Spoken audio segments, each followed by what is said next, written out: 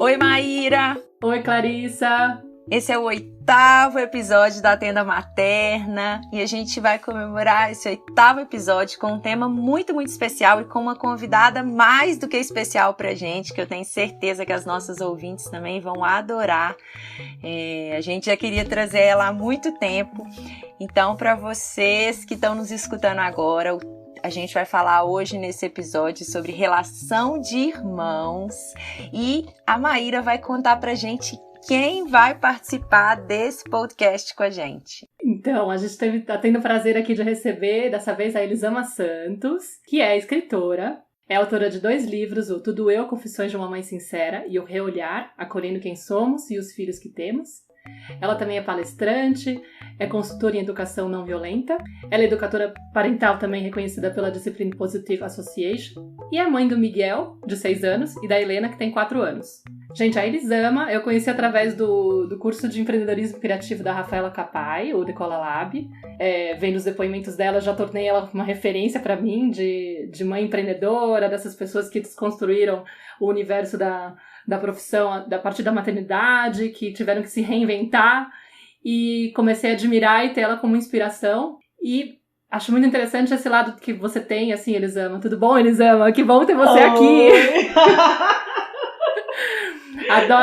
Adoro esse privilégio de ter a Tenda Materna como uma porta para poder chegar até essas pessoas maravilhosas do universo materno.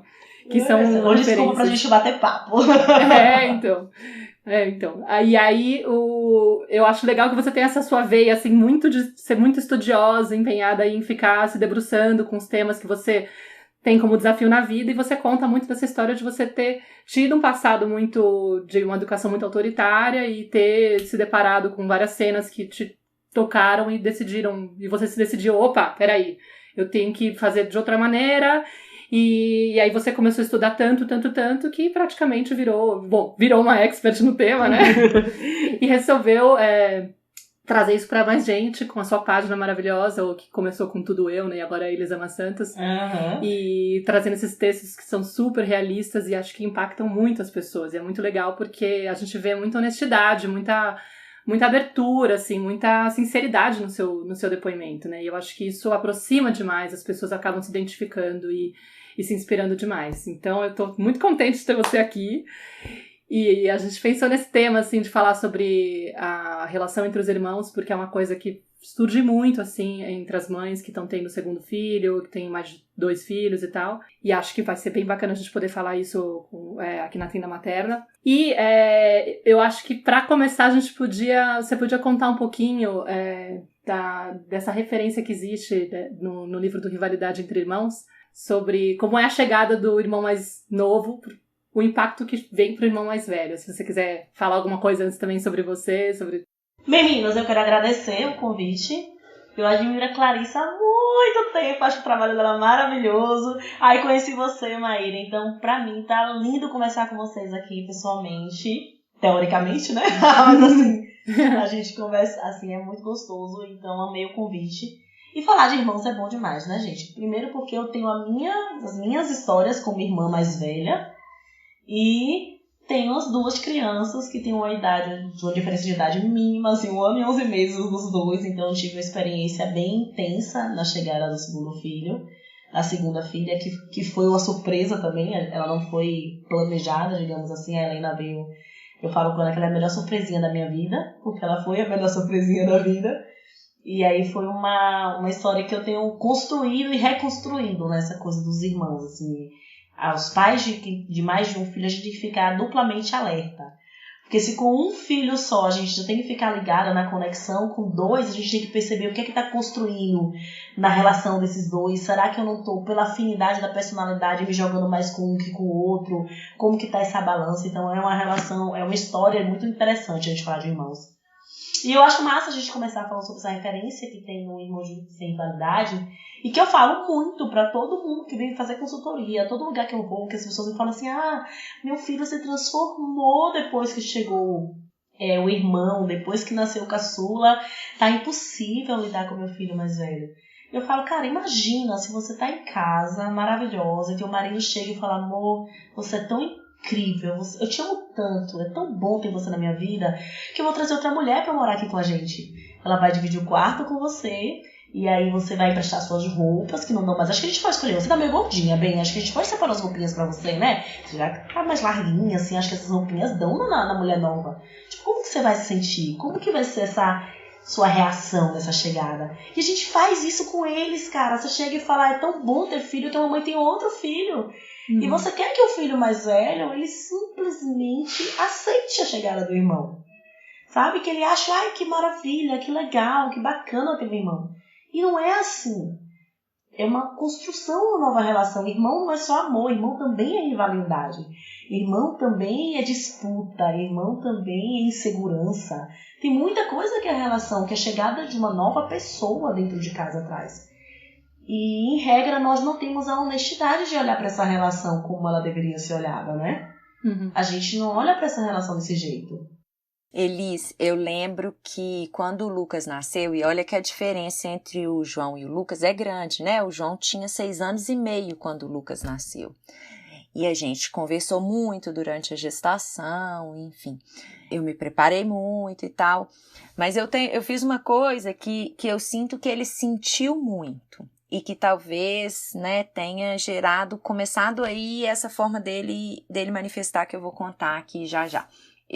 Quando eu decidi também por ter um parto em casa, né, um parto domiciliar, falo também porque você também, né, teve seus filhos em casa, no do Lucas, no caso meu. E nesse dia eu sabia, eu estava entrando em trabalho de parto e tal, e eu pedi a minha irmã que levasse o João para casa da minha mãe. Porque eu não sabia o que ia acontecer e tudo, e meio que tava meio inseguro. Falei, melhor ele ficar com ela, assim. Ele não teve durante o processo o trabalho de parto, só de manhã um pouquinho. E aí, ele ficou o dia inteiro na casa da minha mãe. A hora que o Lucas nasceu, aí eu chamei, liguei, falei pra eles irem lá pra casa. E o João ficou guardando esse segredo, porque eu falei com ele, filho, acho que seu irmão vai nascer hoje, você vai pra casa da vovó, mas não fala pra vovó que o Lucas vai nascer em casa. Ele não sabia, a minha mãe não sabia. E ele ficou com aquilo. Menina, eu sei que uma hora a minha mãe estava pressionando ele, ô João, vamos, não sei o que, pra sua casa. Ele falou, não, vovó, minha mãe vai ligar. E aí uma hora ele falou assim, ô vó, não era pra eu te falar, mas você tá insistindo muito. A minha mãe vai ter o Lucas em casa, mas não era pra eu te falar. E isso foi assim, né, a gotinha, assim. Depois ele chegou em casa, conheceu o irmão e tudo. E esse menino passou 4 noites vomitando e com febre. Então era o Rafa com o João e eu com o Lucas recém-nascido.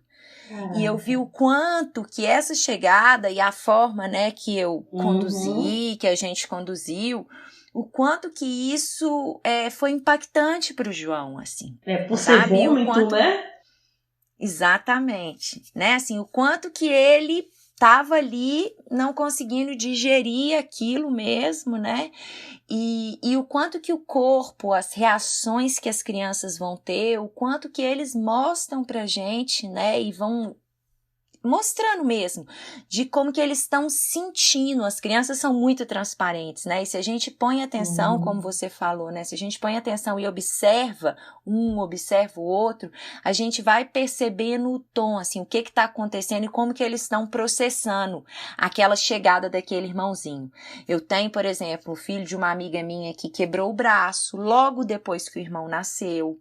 Eu, quando era pequenininha, eu tive uma crise de bronquite que não acabava de jeito nenhum quando a minha irmã nasceu.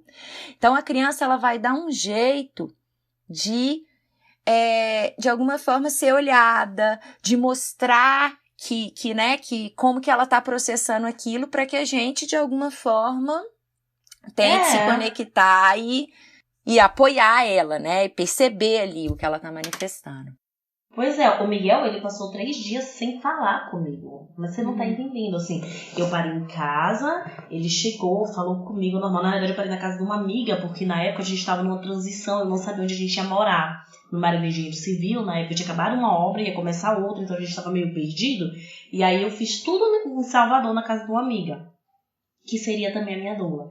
E eu tinha uma equipe perto de mim de amigas. Então, uma pegou ele, levou ele pra brincar, porque eu vi que o trabalho de parto tava se estendendo. Então, eu falei, pega ele aqui que eu acho que eu tô com medo de gritar por causa dele. Leva ele pra eu ficar mais à vontade. E aí levou ele, quando eu acabei de parir, fiz o mesmo que você. Liguei e fiz, traz ele pra cá que já nasceu. Aí meu marido foi buscar. E na hora que ele entrou, ele falou comigo, ficou olhando pra ela com uma carinha curiosa. E tudo bem. E aí a gente foi pra casa no outro dia. Quando ele percebeu que ela ia pra casa com a gente, ele não falou comigo. E ele simplesmente parou. E a gente passou 3 dias, eu chamava ele e ele não olhava pra mim.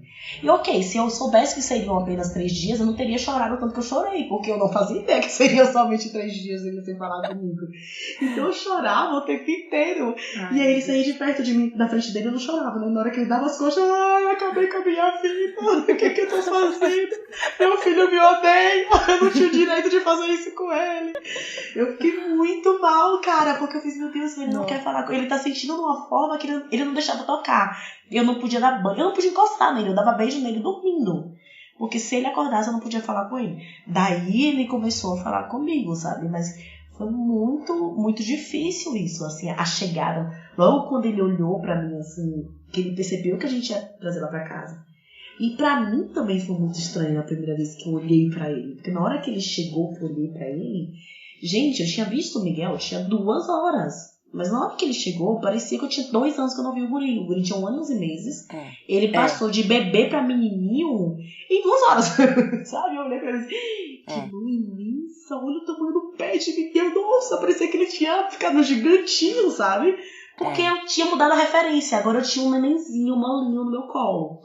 E aí o meu olhar pra ele mudou instantaneamente. Assim, na hora que ele entrou, eu fiz, meu Deus, meu filho é maior do que eu lembrava que ele era, sabe? Sim.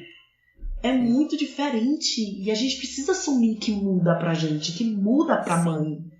Mas velho, muda. Muda assim, muda a forma de olhar, de perceber, muda também a forma de tratar. Eu lembro que eu percebi, assim, que eu me dei conta, acho que em uma das consultas com a pediatra do Lucas, eu comecei a consulta e fui para consultar aquelas consultas de rotina na pediatra, acho que o Lucas devia estar com 7, 8 meses, e fui para consultar com o Lucas e eu passei a consulta inteira, uma pediatra muito bacana, homeopata, a gente vai lá, fica 1h30 conversando. Eu passei a consulta inteira falando do João. E ela trabalhando isso comigo. Foi mais uma terapia do que qualquer outra coisa. E ela falando comigo. Porque eu extremamente culpada, né? Frustrada. E ainda aconteceu que como o Lucas adoeceu, pequenininho, e aí a gente desapareceu. Eu fiquei 21 dias internada no hospital com o Lucas.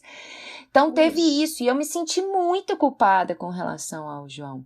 Sabe? Então, assim, eu via que eu tava literalmente abandonando ele. Ele que foi filho único até 6 anos e meio, então eu me sentia muito culpada. E eu lembro da pediatra falando assim, Clarissa, a frustração é importante para ele também. Ele vai dar conta, você tá olhando para ele, você tá conseguindo nomear, você tá tendo alguns momentos com ele e tudo. Mas é muito desafiador a gente também tomar consciência da mudança na nossa forma de relacionar com o filho mais velho, né? E isso é importantíssimo, esse ponto que você está trazendo, né? Da gente ficar atenta à nossa maneira de tratar o mais velho. Eu acho que eu acho que os 3 primeiros meses de Helena foram enlouquecedores para mim, porque eu tentei continuar sendo a mesma mãe que eu era para Miguel e tentei ser para Helena a mãe que eu fui para Miguel bebê. Eu não ia conseguir ser essa mesma mãe para Miguel e não conseguiria ser a mãe que Miguel teve para Helena, sabe? E aí quando eu finalmente parei e enxerguei, peraí, o meu papel não é fazer com que Miguel não sinta a chegada da irmã. O meu papel é fazer com que ele lide com a chegada da irmã de uma maneira saudável. Não é fingir que não tá chegando. Não é fingir que não tá chegando. É que ela não chegou. É mostrar que ela chegou e que essa é a vida deles. E aí, cara, quando eu aceitei que a vida deles era uma vida de quem tinha irmãos e que eu precisava aceitar que eu agora era essa mãe e que isso era matemática simples, eu tinha 2 filhos, mas eu só tinha 2 braços e um colo, a minha sanidade mental melhorou muito, sabe? Quando eu assumi isso pra mim, porque foi muito difícil. Até eu assumir isso, eu quase enlouqueci. Eu nem tinha comentado, a Elisama coincidiu em vários cursos comigo, inclusive o da Ariana Scholesser, né? E a gente vai muito na onda da Byron Katie com com a Ariana. Uhum. E a gente fala muito da Byron Katie aqui no podcast também. E essa coisa de aceitar a realidade, de aceitar, bom, então eu tenho isso, né? O que eu faço a partir disso, ao invés de ficar brigando contra. Porque eu acho que um ponto que causa muita dor, assim, nas mães é essa coisa de não querer que o filho manifeste esses ciúmes, né? E aí eu sempre falo isso muito, assim, pra ela. Gente, valida isso, aceita que é melhor, assim. E a partir daqui, o que eu posso fazer? Pra gente poder tratar a origem do problema, né? Então, o meu filho começou a ficar mais agressivo. Ele tava aceitando a gravidez, eu tava preparando ele tava todo apaixonado com a ideia de ter um irmão. Mas aí chegou a criança, ele belisca a criança quando eu não tô perto, tenta bater, empurra, não aceita deixar o brinquedo, sei lá, qualquer coisa, né? E aí eu vejo que o desespero é muito assim, algo eu tô fazendo de errado ou alguma coisa de muito ruim tá acontecendo que meu filho tá se convertendo numa pessoa que não é legal, que não é bacana. E, nossa, é tão difícil isso de a gente poder aceitar o lado humano, né? De ser humano, de ter os dois lados. De ter a tristeza e a alegria de tudo que a gente vivencia, né? E não querer abafar o que é o sentimento que é ruim pra simplesmente achar que se tá manifestando é porque tem algo de errado com a pessoa. E aí eu não sou mãe de 2, só tenho a Nara.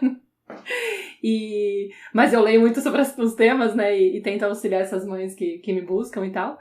E essa coisa assim, a criança ela quer se sentir importante, quer se sentir pertencente, né, ela quer se sentir aceita, amada. E quando chega esse irmão, é muito óbvio que ela se sinta ameaçada, porque o universo dela muda muito, né, então não tem como você querer que ela fique só na parte da alegria. Acho que o primeiro ponto seria aceitar isso, né. E eu acho que é o pior. Sabe o que é o pior, Mar? É que ninguém fala pra criança que muda. A mania dos pais, com a melhor das intenções, cara, mas é falar pra criança assim, nada mudou, papai e mamãe continuam te amando. E a criança tá vendo que tudo dentro de casa mudou. Que a realidade tá de perna pro ar. E a pessoa continua insistindo pra criança que nada mudou, filho, nada mudou. Ter irmão é muito bom. Vamos ser honesta com a criança, filho. As coisas mudaram aqui em casa, né? Mamãe tá comendo sempre pra você. Seu irmãozinho chora, né, filho? Faz barulho pra você. Tipo, assumir isso, assumir que é realmente uma mudança. Que às vezes é realmente difícil. Que a criança pode ter muita coisa pra digerir, pra superar com aquilo dali, entendeu? Papai não tá conseguindo brincar ao mesmo tempo, né? Como que a gente pode fazer agora pra ser legal pra nós dois? Porque se a gente ficar querendo tapar o sol com a peneira, você chega pra criança e fala, não, tá tudo igual, tá tudo normal. E a criança tá vendo que não tá tudo normal, que não tá tudo igual, entendeu? Que tudo tá diferente dentro de casa. Uma outra coisa, Elis, que você tem um vídeo que fala sobre a relação dos irmãos, né? Além de nomear, né, a realidade, de aceitar, de falar dessa mudança, eu sinto que uma coisa que você traz nesse vídeo, que é muito válida também, que é essa abertura para acolher esses sentimentos, que era um pouco do que a Maíra estava falando também, né? Assim, de acolher os sentimentos que vêm a partir do processo ali da relação dos dois, assim, que vai vir ao longo, né, não só durante a chegada, mas à medida que essas crianças vão crescendo e se relacionando, enfim. Então, eu queria que você falasse um pouquinho, eu sinto que esse tema, né, das emoções, de acolher os sentimentos, eu sinto que você fala com tanta beleza, com tanta propriedade, né, até por vivenciar isso muito com as crianças. Se você puder falar um pouquinho disso para as mães de 2, né? Como lidar com às vezes com essa rivalidade, com ciúme, com as disputas, né? Porque eu sinto que tem aí uma coisa natural dos irmãos. Muitas vezes essas crianças também vão refletir uma coisa que é muito importante da gente falar e dos pais observarem, é que essas disputas, essas rivalidades, esses desafios entre irmãos, eles falam de 2 coisas também, né? É claro que falam dessa mudança, de toda essa adaptação que o sistema vai viver e essa organização que a gente tem que viver, mas muitas vezes essas disputas e essas rivalidades, assim, quando elas não são tão normais, naturais, são excessivas, elas podem falar de desafios que o casal também está vivendo entre eles e que as crianças vão começar a manifestar de alguma forma. Então, assim, acho que é muito importante os pais observarem isso, né? Assim, se não é alguma coisa deles também. Eu acho muito interessante quando a gente fala de acolher os sentimentos que vão vir com a relação de irmãos, porque a gente não se prepara para as rivalidades que vão surgir. Eu lembro que quando eu engravidei, eu fiquei lendo várias coisas, e a maioria dos textos falava de como lidar com o irmão, e meio que dava a entender que o ciúme era algo que você podia evitar.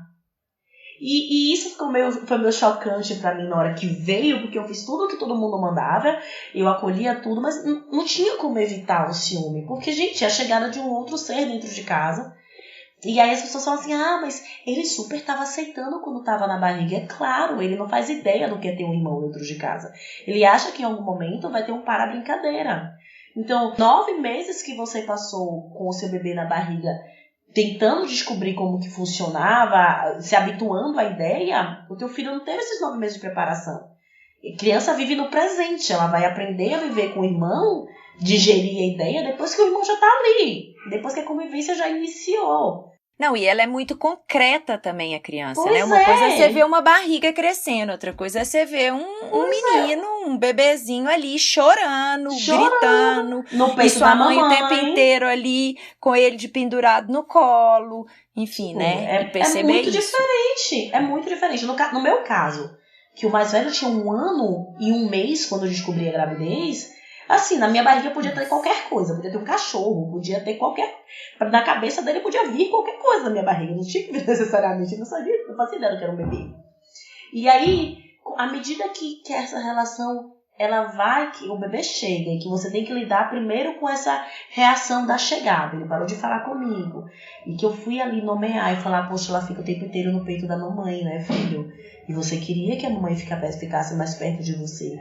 Na época ele falava, mas falava pouco, ele não conseguia se organizar tanto como era depois, mas aí ele baixava a cabeça, ele chorava, ele ficava muito sentido, e eu fui tentando lidar com aquele sentimento, e eu falo que os pensamentos dele estão aquele novelinho de lã, e à medida que você vai nomeando, é como se você estivesse tentando desfazer aquele novelinho, né? Você vai falando aos pouquinhos, você vai tentando puxar, pra ver se até eles mesmos compreendem o que eles estão sentindo, porque ali não é consciente. As mães falam com a gente tá falando que a criança vai mudar, que a criança vai regredir, que a criança vai sentir ciúme, que a criança vai odiar, mas isso não é consciente, às vezes, ela não muda nada com o irmãozinho. Tem mãe que me procura, mas eles amam com o irmão, ele é maravilhoso. Mas comigo ele tá impossível. Claro, foi você que traiu ele, não foi o irmão. Ele não tem muita criança que não tem nada contra o irmão, que não baixa, não faz nada. Meu filho nunca fez nada pra irmã. Assim, quando era pequeno. Hoje em dia brigam de disputa. Mas quando era pequenininho, nunca. O problema dele não era com a irmã, era comigo. Fui eu que mudei com ele, fui eu que mudei minha relação com ele, fui eu que parei de diminuir o tempo do colo, fui eu que... Eu lembro dele dormindo, eu indo dormir uma vez, botar a Helena pra dormir, e ele chorando no colo do meu marido, só um pouquinho de mamãe, só um pouquinho. Pensei, eu chorava. E a Helena tava chorando tanto que eu não tinha como, ela precisava do peito naquele momento. Então eu escolhia qual dos meus filhos eu ia acolher e chorando. Isso que você tá falando é muito, muito importante, assim. Uma vez eu ouvi a Ivone falando, a Ivone Laborde, ela falando uma coisa assim, ela fala assim, é duro, mas eu vou ter que ser direta e vou falar. Ela falou assim, de problema, assim, entre irmãos, assim, fala de falta de mãe. E é claro que é exatamente isso, assim, o Miguel conseguiu nomear, é só um pouquinho de mamãe que ele quer só a mãe, ele quer só a mãe dele de volta, porque aquela que tá ali agora não é mais a mãe dele, é a mãe dele com 2 filhos, não é mais a mãe que era a mãe de um filho, né? Então, assim, essa conexão que a gente tinha quando você tem um filho só e quando você tem 2, 3, imagina, eu tenho 2, mas imagina quem tem 3, 4, assim, você ter que dividir esse tempo, é muito desafiador, é cruel com a gente, assim, porque a gente vê que vai faltar, que vai ter ali toda uma frustração para aquele irmão mais velho, pro mais novo também, que talvez nunca teve exclusividade, né? Nunca teve uma mãe exclusiva para ela, porque já chegou, já tinha outro. E aí as crianças vão, de alguma maneira, esses conflitos, essa forma que elas vão começar, elas vão falar dessa desconexão, de como que elas estão processando essa falta da mãe. E a gente tem que aprender a ouvir. Porque nem sempre a criança vai falar como o Miguel falou, de só um pouquinho de mamãe. Às vezes a criança vai falar, e antes dele falar só um pouquinho de mamãe, ele também falou mijando no chão toda vez que eu amamentava ela. Ou subindo na minha cama pra fazer xixi quando eu amamentava ela, sabe? Ele falou de diversas formas. Ou E a gente tem adoecendo. Ou adoecendo. Ou de várias formas. Pois é, e a gente Fica fica mais atento agressivo. de falar o que é que esse comportamento dele tá me falando. Assim, eu sempre falo pra mãe de 2, o seu filho mais velho vai ficar difícil de amar. Ele vai ficar difícil de amar. Porque ele começa a pedir muita atenção e teu bebê é tão fácil de amar. Um recém-nascido é tão simples de amar. E aí você tem um bebê uma criança que já fala, que já olha pra você, que já enfia o dedo na tua cara e fala, mexendo nas suas dores. E ele fica muito difícil de amar. E a gente precisa assumir que ele tá difícil de amar porque ele tá precisando de amor, porque senão a coisa vira um ciclo imenso de mau comportamento e a gente ficando nervosa. E você olhar um momento e falar assim, eu só queria que essa criança sumisse um pouquinho pra eu ficar só com esse bebê que é tão fácil, entendeu?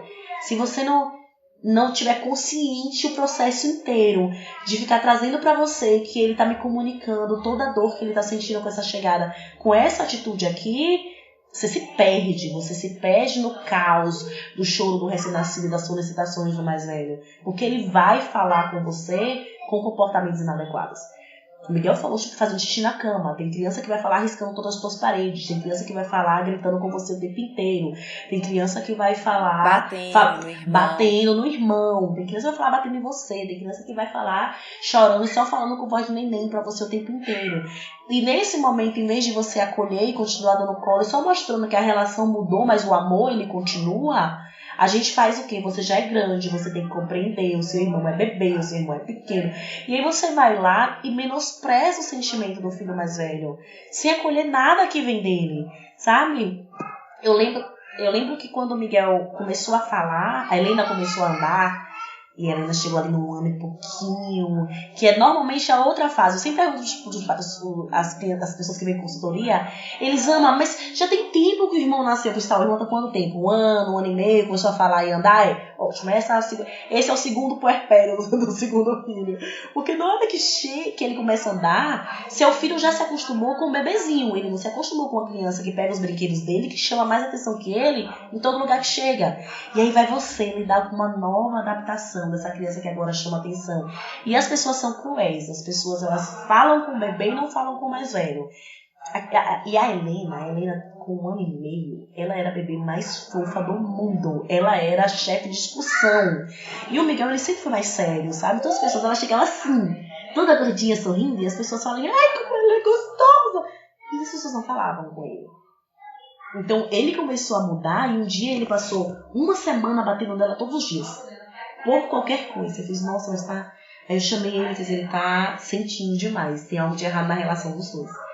E aí eu chamei ele, sentei com ele e fiz, filho, às vezes é difícil ter irmão, né? Cara, parecia que eu tinha tirado a tampa de uma pia, de uma rolha de uma garrafa. O menino explodiu. Ela baba meus brinquedos, ela pega tudo ela só fica atrás de eu quero que você jogue ela no lixo, sabe? E aí eu falava. E ele tinha 3 anos e pouquinho quando ele falou isso. E eu fiquei olhando pra cara dele assim. Tipo, não é fácil você ouvir seu filho mais velho falar, jogue ela no lixo, eu odeio ela, pra que você trouxe ela pra dentro de casa?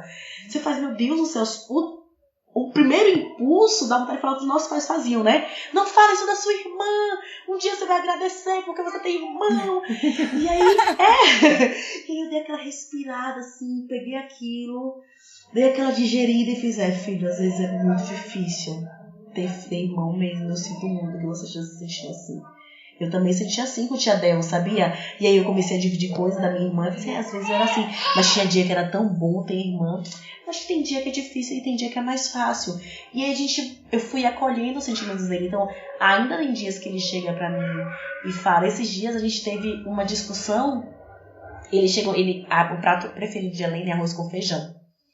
E ele gosta de macarrão, de lasanha, dessas coisas, né? E aí ele não gosta de feijão. Todo canto que ele chega tem arroz com feijão. E aí ele chegou na casa da avó, fez um escândalo na hora do almoço.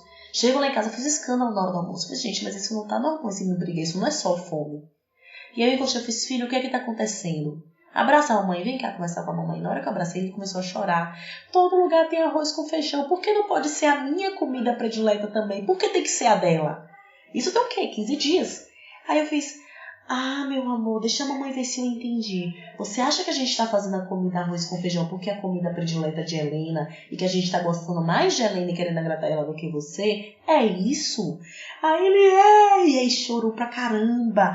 E aí eu fui compreender que pra mim o arroz com feijão, que era o prato de todo brasileiro, pra ele era o prato preferido da irmã. Tinha um significado completamente diferente do prato de todo brasileiro. Claro. E eu fui explicar e fui contextualizar a coisa, sabe? Então é muito sutil, cara. É muita atenção que pede da gente.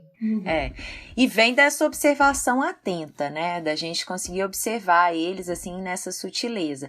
E para isso, assim, né, eu sinto que pra gente conseguir nomear com essa sabedoria, assim, né, como você tá falando, que você percebeu o ponto e nomeou e ele se abriu e aquilo fez sentido para ele, organizou, a gente precisa de estar disponível para essas crianças. Então tem uma ferramenta, né, que é a ferramenta da gente ter um tempo especial com a criança, né? Você ter um momento especial com essa criança, principalmente, né, quem tem 2 filhos, eu sinto que é extremamente curativo, tanto para um quanto para outro, dependendo da idade, né, assim, mas no momento da chegada do irmãozinho, ter momentos especiais com o filho mais velho, assim, um momento que você realmente se entregue, se joga, assim, e tá com aquela criança, deixando ela guiar o momento, né? Ontem eu tive um momento muito, muito gostoso com os meninos, meu marido tá viajando esses dias, tá bem intenso aqui. E aí, como eu sabia que hoje eu ia ter uma tarde bem atribulada, eu falei, não, essa tarde eu vou tirar para estar com eles de verdade. Eu vi seu vídeo. E aí eu falei assim, vamos caminhar no bosque. E a gente foi caminhar no bosque, gente, e a gente encontrou cada surpresa no caminho, porque é um bosque, ele é assim, ó, a gente foi catar pinha pra acender a fogueira, eu saí com eles pra caminhar e tinha uns vizinhos e tal. E aí a gente rolou no chão, assim, no barranco, pulamos, tinha um monte de folha, a gente pulou e fez tão bem, acho que para todo mundo. E se você tem um momento desse com um filho que é como se você dissesse para ele, filho, né, com um filho, deixando ele guiar, convidando a nossa criança interior para brincar junto, para que a criança comande, né, aquele tempo que vai ter um início, um meio e fim, claro, mas você ter um momento de qualidade, de muita conexão e disponibilidade com cada criança individualmente, para que ela possa perceber assim, olha, eu tenho um lugar que é só meu no coração da minha mãe, eu tenho um tempo com a minha mãe que é só meu, independente dela ter 5 outros filhos ou dela ter outras prioridades, seja o trabalho e tal, o que quer que seja, eu tenho um momento meu e da mamãe. E isso é muito, muito importante, né? Porque a gente está falando aqui de nomear e tudo, mas eu acho que além de nomear, é importante também esse gesto, assim, que diz mais do que palavras, né? Da gente realmente ter momentos com as crianças de muita entrega e conexão profunda, assim, sabe? De se entregar e deixar eles mesmos sentirem ali na relação que eles são importantes e que eles têm um lugar que é só deles e que eles, a hora que eles precisarem, eles podem vir e acessar isso, né? E essa coisa assim, a gente tem a mania de falar, mas eu te amo, a mamãe te ama. E o eu te amo, ele é tão raso às vezes, sabe? É tão diferente de você falar, ninguém no mundo tem esse cheirinho que a sua pele tem, e essa covinha que teu sorriso faz, ela é única e teu rosto fica tão lindo, filho, quando faz essa covinha. E falar, ninguém mexe o bolo com a mamãe como você mexe. Eu amo quando você lê a receita do bolo pra mim. São as pequenas coisinhas, porque a criança, ela se sente importante. Ela percebe que assim, aquilo quem faz é ela. Porque a gente tem a mania de falar, eu te amo, eu amo os dois igual, a gente não ama ninguém igual. Isso é uma mentira imensa, a gente não ama ninguém igual, a gente não se relaciona igual com todo mundo. O que a criança precisa entender não é que você ama menos o irmão dela, o que ela precisa entender é que o lugar dela é dela. E quando você cria essa relação de dizer pra ela que ela é ela e que ninguém no mundo vai fazer nada como ela faz, ela se sente mais especial. E às vezes a gente esquece isso. Eu tenho uma história de 2 clientes, uma cliente e uma amiga. A primeira cliente, ela recebeu o bebê e a gente começou a ter consultoria porque o caçula, o mais velho, tinha se transformado em outra criança. E aí ela melhorou com ele, tudo deu certo. E depois o caçula ficou doente e ficou internado. E aí o mais velho, obviamente, mudou completamente o comportamento de novo. E a gente teve uma consulta e eu falei, como é que estão as coisas? Ele tá difícil, eu e vocês estão brigando muito mais com ele, né? Ela, nossa, a gente tá muito nervoso com ele, etc e tal. E eu falei, a gente precisa fazer alguma coisa pra ele se sentir mais amado. E aí acabou que a gente surgiu na conversa uma ideia de fazer uma festinha pra comemorar porque ele existia. Porque eles estavam assim, tava uma fase bem complicada e ela queria fazer algo bem marcante pra ele, algo que gostasse. Óbvio, a festinha foi só ela e o pai, fez um bolinho daqueles com furinho no meio mesmo. Mas era pra ele se sentir especial e colaram várias coisas que eles faziam juntos e tiraram fotos, enfeitaram a parede do quarto. Então, assim, ela me falou, Elisama, você não tem noção da felicidade que ele ficou de ter arrumado essa festinha pra comemorar porque ele existe. Porque não era aniversário, não era nada, mas ele tava com um buraco emocional tão grande que ele precisava de algo grande também pra começar a aquecer aquele coração dele, sabe? E a outra história de uma amiga, que ela tem 3 filhos, e a mais velha, na época, começou a ficar reclamona o tempo inteiro. Assim, ela tinha um menino, o caçula de 2 anos, o do meio de 4 e a mais velha com 8, e aí a mais velha era aquela criança que reclamava da hora que acordava, da hora que ia dormir. E ela fez, Elisama, eu não sei, ela é difícil, eu tento me aproximar, mas ela é muito difícil. E fez, como que você tem tentado se aproximar dela? Será que não está na hora de você atualizar o sistema e enxergar que ela precisa de uma aproximação diferente da que o de 2 e de 4 anos precisa, que ela já tem 8 anos, que você precisa de um dia diferente com ela? O que é que ela gosta de fazer? E ela percebeu que a menina gosta a menina gosta de dar opinião de roupa, essas coisas. Pega ela, pede pra escolher roupa com você, sai o dia das meninas e sai só você e ela, vai ver o filme que ela gosta, vai.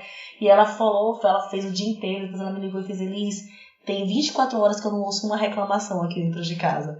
Então essa coisa de tudo que eles precisam é essa conexão, sabe? Sentir que eles são importantes, que eles são especiais, que a chegada do irmão não abalou isso. Porque às vezes eles parecem não precisar do pai e da mãe. E aí você vai se ocupando com os outros. Eu não sei se vocês assistiram This Is Us. É uma série incrível. Gente, assistam. É maravilhosa. E ela fala da relação de... É uma família, são 3 irmãos. E chega um momento que o mais velho tem vícios com álcool, etc e tal. E na terapia resolve juntar a família inteira meio que pra ele botar pra fora tudo que ele guardava. E aí numa cena ele fala assim, eu nunca tive ninguém na família, eu era sozinho. Porque era adotivo e a mãe super protegia, a menina, o pai super protegia e ele se sentia desprotegido. E aí ele falou, mãe, você nunca ligou pra mim. E a mãe teve todos os irmãos, não é isso, você tá inventando história. E a mãe fala, não, é impressão sua. Aí ele assuma que você não tinha. E chega um determinado momento que ele fala tanto, que a mãe fala, ele era mais fácil do que você. Você reclamava o tempo inteiro, sabe? E aí é a hora que ele para, assim, que a mãe começa a assumir. Ele era uma criança mais fácil, eu ficava mais realmente com seu irmão. E a cena pra mim ela é tão marcante, porque sempre tem uma criança que é mais fácil. Se a gente se deixar ir pela criança mais fácil, sua relação com o outro filho ela vai desmoronar.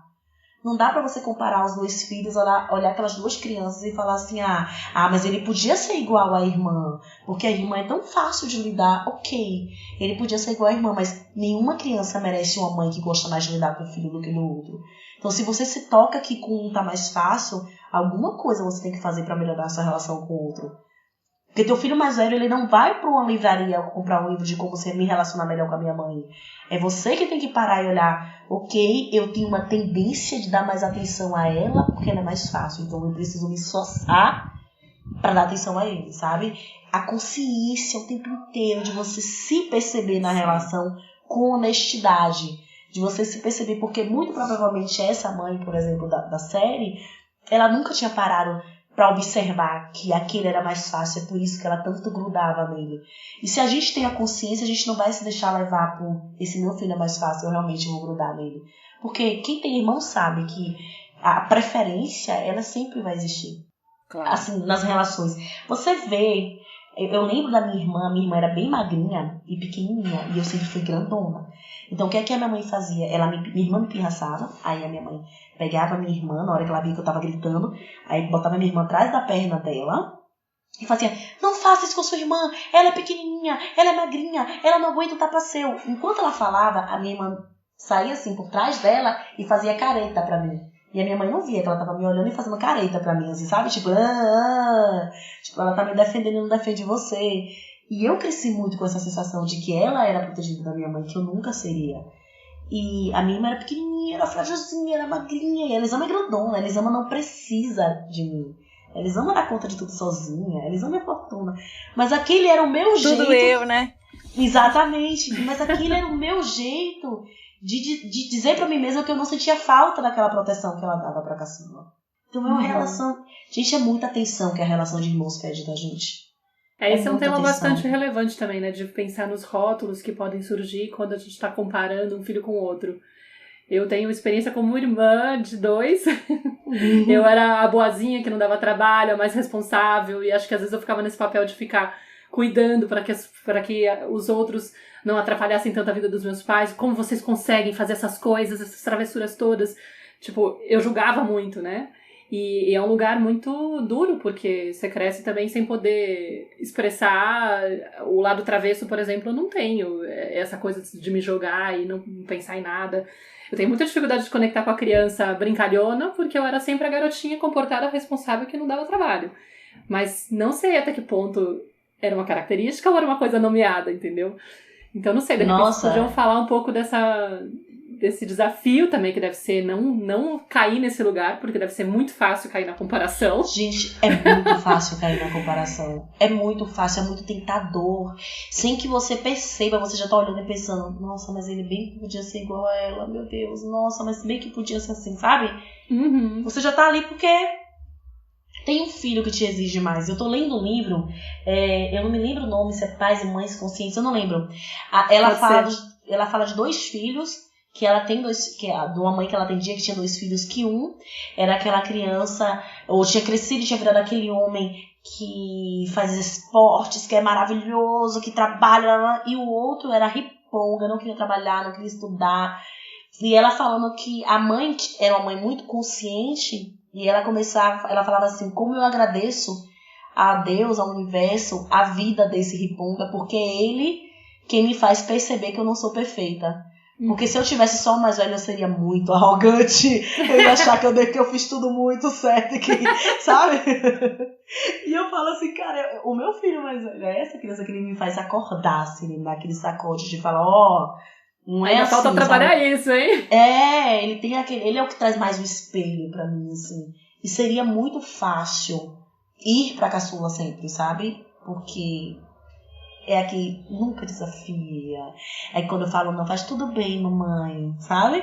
Mas o Miguel, você fala que é mais parecido com você também, né? Que ele é mais da raiva, o Miguel. Sim, ele é muito parecido comigo, muito. E é isso, aí seria muito mais fácil ir pro lado mais, sabe? Mais calmo. E a vida vai te sacudindo pra esse lugar, e você lembrar que nenhum dos dois é uma coisa só. Ela também não é só a boazinha, que de vez em quando ela dá o dela, e que ele também é uma criança maravilhosa, e que se eu ficar só aprisionando ele no rótulo do menino que é chato, que reclama das coisas, que é mais briguento, ele vai se tornar cada vez mais isso. E na relação de irmãos, a gente tem essa tendência de aprisionar, e de aprisionar em papéis antagônicos, de aprisionar em papéis que se contradizem um do outro, sabe? Um gosta de desenhar, ele é o desenhista da família, e a outra gosta de desenhar, filha, você não desenha tão bem, porque você não vai, sei lá, cantar, sabe? Tipo, esse papel de desenhista, a gente tá ocupado na família, você não desenha tão bem quanto seu irmão. Você tem que observar isso e ficar atento o tempo inteiro se você não tá cortando um pouquinho da personalidade de um pra poder, porque você tá comparando com o outro, sabe? Nossa, pede muito de atenção. Principalmente quando nessa coisa do rótulo que você tá falando. Porque se a gente se deixar levar, a gente compara e rotula. E a preferência, ela acaba aparecendo de várias formas. Não faça barulho pro seu irmão não acordar. Se seu irmão acordar, eu não vou poder brincar com você, que eu vou ter que ficar com ele. Como que você acha que a criança vai sentir diante disso, sabe? Como que ela vai reagir? Você sabe que se o bebê acordar, eu não posso brincar com você. Tipo, oi? Você consegue perceber o quanto que você tá, de certa forma, falando o sono do seu irmão é mais importante que a nossa brincadeira, e quando ele tá acordado eu preciso ficar com ele, não com você. E a gente esquece como que a criança recebe tudo que a gente fala, as nossas interações. Sua irmã já comeu tudo, tá vendo só? Você não comeu ainda. Você já viu sua irmã falar comigo nesse tom? Olha como sua irmã fala, olha como você fala. E você observar, sabe? Uma outra coisa, Maíra e Clarissa, que eu vivi como filha mais velha, era que eu era responsável por tudo o que acontecia com meu irmão. Ou com a minha irmã. Tudo. Se a minha irmã caísse e eu estivesse na varanda e ela estivesse no quintal de casa, por que você não olhou sua irmã E aí eu percebo dos filhos dos pais já chegarem brigando com o filho mais velho. Eles já chegam, tipo, tá o mais velho e o caçula. O caçula chorou, já chega brigando com o mais velho. Não sabe o que aconteceu, não sabe nada, assim. Você já chega gritando com o mais velho, assim, que... você chega brigando com ele. Você devia ter olhado. O que aconteceu? Não sei quemzinho. E você olha, e às vezes ele não fez nada, sabe? Uma mãe tava falando comigo, uma cliente, que ela chegou no quarto, na sala, a caçula chorando muito. E aí ela já chegou brigando com o irmão, achando que tinha sido o irmão que tinha feito alguma coisa. E aí ela brigou com ele, depois aí disse que na hora que ele conseguiu falar, aí ele falou com a mãe assim, mas mamãe, ela caiu e eu tentei segurar e eu não consegui. Ela segurou não sei o que e caiu e eu não consegui. E aí a mãe, ela disse que na hora que se sentiu tão culpada, sabe, de não ter nem dado a oportunidade dele falar o que aconteceu.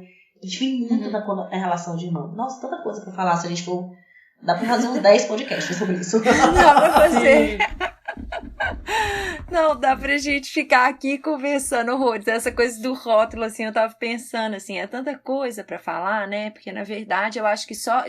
Isso que você falou, né? De irmã mais velha. Eu também sou irmã mais velha. E você é mais velha, Mar? Sou do meio.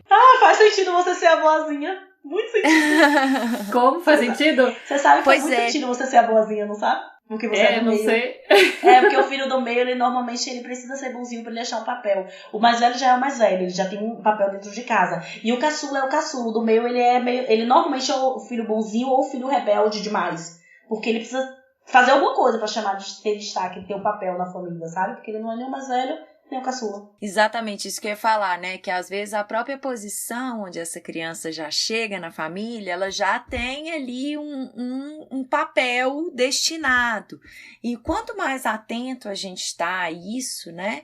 A esse olhar mais cuidadoso, mais, né, para a individualidade, não para a posição que ele tá, mas assim, observando mesmo, né, como eu atuo com essa criança, o que ela acessa dentro do meu mundo interno, como que ela me mostra isso, enfim, a gente vai ter a possibilidade de não rotular, de privilegiar a individualidade de cada um, né, de acolher ali o que cada um tem de autêntico, de único, de mais essencial, assim.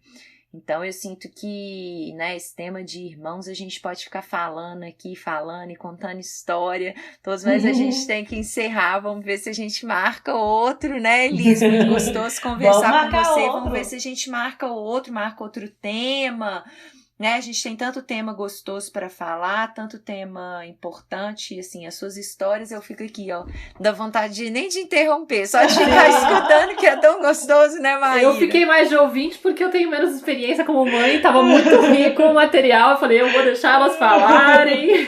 Não, e eu sou uma pessoa que fala muito pouco, entendeu? Então, você que me interrompeu. Não, eu vou conversando e se deixar eu falo por horas. E quando eu falo de educação de filho, então, a gente quer muito agradecer, Elisama, a sua presença, você ter aceitado o nosso convite, foi maravilhoso, né? E acho que a gente também pode, então, encaminhar para o encerramento. Quero agradecer, Elis. Você tem alguma coisa que você gostaria de falar pra gente encerrar, Elis? Ou Maíra, alguém gostaria de falar alguma coisa? Só quero agradecer o convite, meninas. Adorei o papo com vocês. Vamos marcar de novo, só isso. Vamos, com certeza vamos trazer a Elisama aqui de novo. Quem quiser que ela volte, deixa um comentário aqui debaixo do podcast.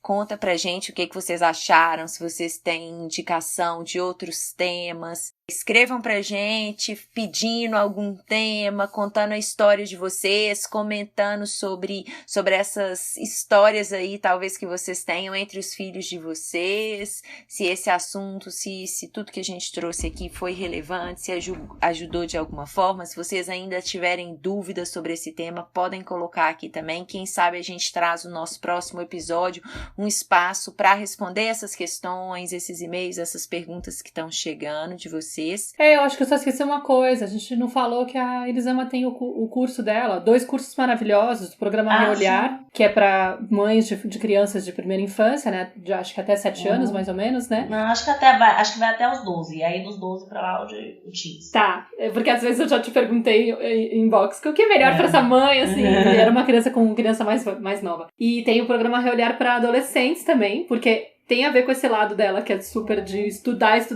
Eu ainda não tenho filhos adolescentes, porém, já tenho, né, cacife pra falar do tema. E é real, assim, eu assisti os 2 vídeos, os 2 programas, e são muito interessantes, muito bons. E se você quiser falar um pouquinho... Não, e tem uma carência enorme de programa pra mãe de adolescente, né? Que gente, bom, Elis, que você... E eu comecei a estudar, e eu comecei a me apaixonar, e eu vou falando mais, e eu tô apaixonada por adolescência, assim. As mães, elas vêm com muitos desafios. A mãe e o adolescente feridos demais, sabe? É muito bom trabalhar com isso, assim. Tem que ser um chamado do universo pra falar mais sobre isso. Sim, e o nosso próximo encontro com certeza vai ser no Canto Maternário pra falar sobre adolescência, porque eu tô super curiosa pra te entrevistar sobre esse tema e trazer para as mães do perfil. E se você quiser falar um pouquinho do Reolhar, para poder convidar as pessoas também para conhecerem, falar qual que é a proposta do programa e tal, vamos aproveitar o espaço, porque a gente tem que sempre espalhar essa mensagem, gente. Espaços para a gente poder se trabalhar, se autoeducar e se sentir mais empoderado para poder maternar de uma forma suave e conectada com os filhos. Opa, fala aí do Reolhar. Sim, o Reolhar é um curso de 28 vídeos, um curso que eu falo sobre formas de você melhorar a sua relação com você mesma, sempre, e depois com a criança. Então é um curso que eu amo muito. E o Reolhar Teens é para falar sobre adolescência, para falar sobre perdoar tudo que você fez até a adolescência, sobre como criar abertura na adolescência, assim, é um curso que eu tenho muito, muito orgulho de ter criado, é algo que eu amo muito. A gente vai deixar os links aqui para vocês poderem acessar esses material todo, a página da Elisama, os cursos dela e tudo mais, e seguir a gente. Sim, quem gostou desse episódio, compartilhem, marquem as amigas, divulguem a Tenda. E vocês são sempre bem-vindas aqui na Tenda. Então, se tiverem perguntas, quiserem escrever e-mail, algo mais íntimo, o meu e-mail é clarissa@bifamily.com.br. O meu é contato@cantomaternar.com. E o meu é contato@reolhar.com.br. Maravilha! Então agora vocês já sabem os nossos e-mails. Fiquem super à vontade. Entrem sempre aqui na nossa Tenda. É um espaço muito acolhedor para você que é mãe. E é isso. Por hoje a gente fica por aqui. Até o nosso próximo episódio. A gente se vê em breve. Um grande beijo, pessoal. Beijo. Beijo, beijo.